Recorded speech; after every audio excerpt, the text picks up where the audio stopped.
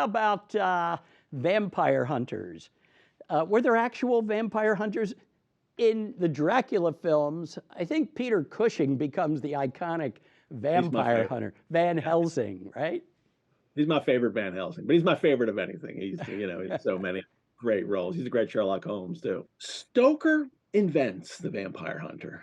I mean, there are people who obviously kill vampires and know something about vampires and might kill them in fiction before him, especially Le Fanu's Carmilla. But Stoker really invents what we think of as the vampire hunter and his specialized knowledge and his tools for the trade that he brings to them.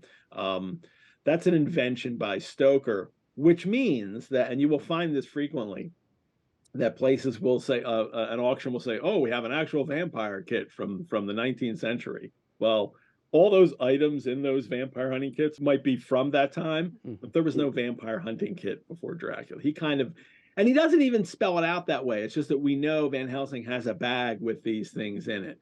It's more the movies that becomes a thing, especially the Hammer horror movies, where Van Helsing does have a kit that's got the crucifix and the holy water and the host and the stakes and their own little compartments. Right. That comes out of the film.